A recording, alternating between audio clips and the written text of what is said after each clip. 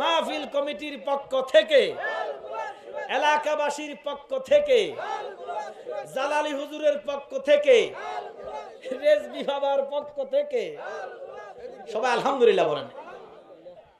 আমার ইস্তেহার প্রাণের সুজন, মারাবা কন্যা আল্লাহ আরো বাড়িয়ে দিবে। দিবে কে? যার মুখে নবীর শান বের হয়, যার মুখে নবীর গুণগান বের হয়, তার ভিসিডি টানলে কোনো লাভ হবে? আমার সুজনকে মদিনাওয়ালা পছন্দ করেছে, মারহাবা কন।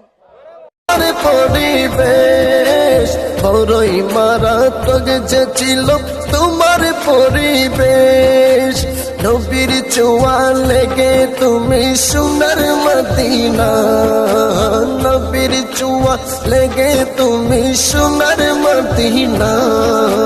সব বলিব কিন্তু তোমায় বলতে পারি না, সব বলিব কিন্তু তোমায় বলতে পারি না।